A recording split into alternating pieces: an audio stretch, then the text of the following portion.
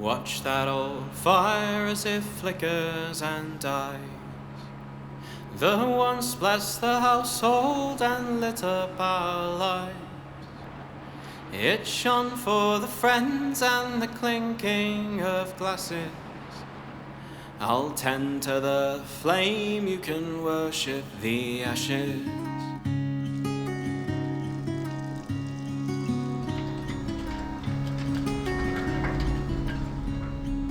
Capture the wild things and bring them in line, and own what was never your right to confine. The lives and the loves and the songs are what matters. I'll tend to the flame, you can worship the ashes.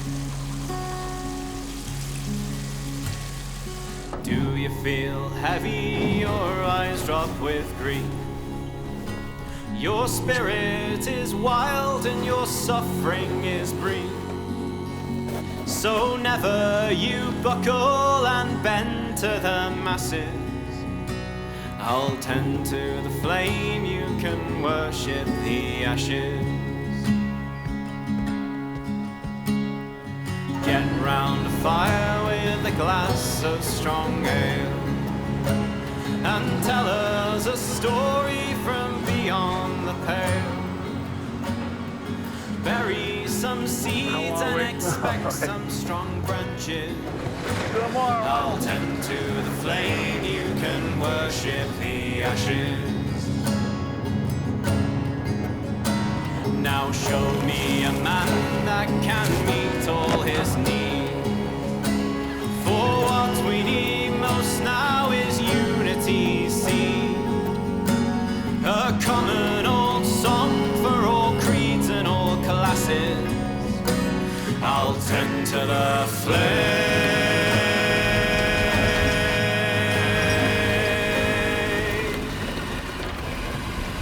Your grandpa started doing this in the 1920s.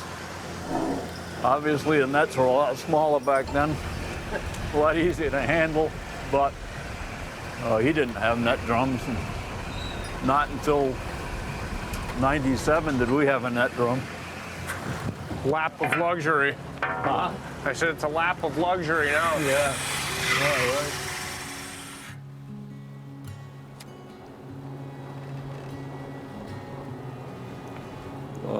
The industry itself, problems are endemic. There's always going to be something going on, and we've been fortunate enough to work through them.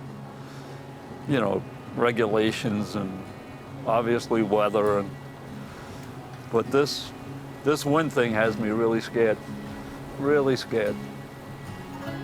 The scariest thing about this 25-year plan, which we know isn't going to work, is the fact that they're going to take a piece of bottom, and the only thing, if they don't work, that has to be removed is the above ground structure.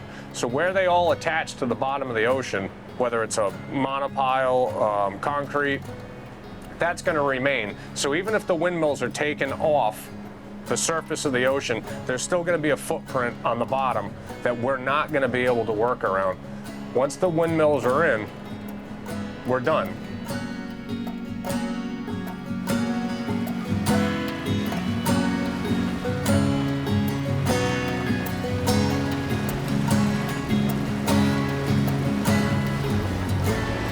I used to be a snob. I went to school to become a reporter, got my degree. My dream job was to be sitting in Paris, smoking Gauloise as the New York Times stringer for Paris. That was it. And then I moved to a town of 3,000 people. What I learned over time is that I was a snob because I thought, because I'd been to college, that I knew more. And then I met my husband, and I knew nothing about fishing.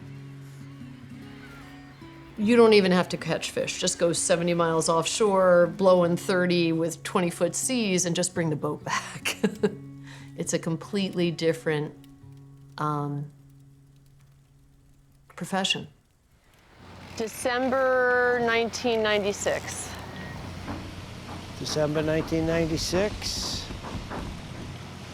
Whiting, mixed fish, squid, butterfish in the outside hole. At night, transiting through them, you can't see them. I'm going to be pushed into one of those wind scams rapidly.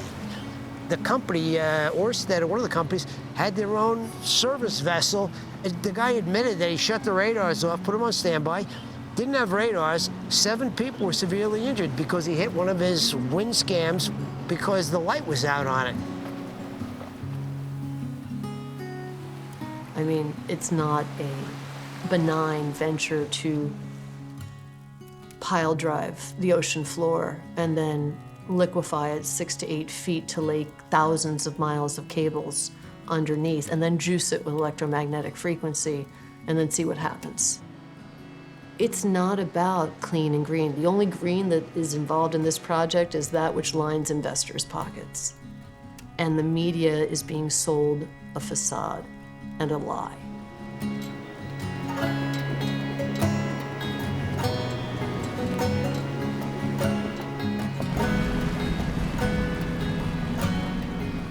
Our entire business relies on these vessels going and harvesting the fish and the squid that they harvest, and then they sell it to us, and then we sell it on from there.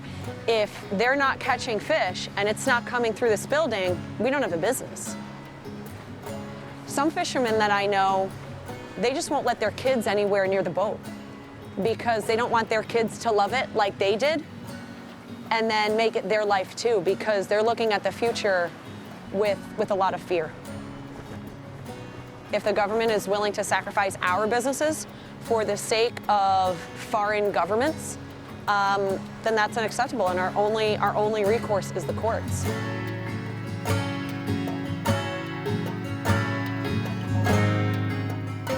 The way that offshore wind came in was essentially, it was like the Scandinavian mafia. Right. Came in and was like, we're taking your fishing grounds, and it was like, no, you're not. They're all coming in and buying these grounds up, which means these guys that have worked their lives can no longer do their jobs. And at that point, our federal government isn't fighting for the Americans that represent the fleet that's already there, but are opening the door and saying, come on in, we'll take more money, and push them off to the side. That's completely unacceptable. I started fishing with Aaron's grandfather. I started on deck. When he got sick, I ran the boat for a while, saved up some money, bought my first boat, which is a little 40-foot wooden boat. Worked out for a while, bought a bigger boat. When the boys came along, I knew I needed boats for them. And that was what was instilled in me by my father. To be an American, like my family's been for hundreds of years, that's the deal. You put your head down, you go to work, and you try to progress. When love just seems so far away, keep hauling, keep hauling. The tide will flood your heart someday. Keep hauling, boys. When you're guided. These are your fellow American citizens, hardworking, family people that have worked their whole lives to provide you with food, and now their entire way of life, their entire business, and their family's futures are at the brink. As Americans, we fight for each other, and that's what we're doing now. Keep hauling, boys. If you fought so hard and you lost your hold, keep hauling, keep hauling. Remember, faith rewards the bold. Keep hauling, boys.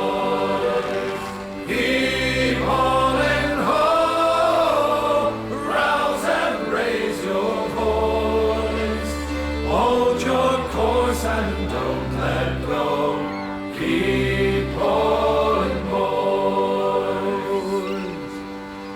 Whatever your ship and wherever your sea, keep hauling, keep hauling. Whatever your storm or your rocks may be, keep hauling, boys. Keep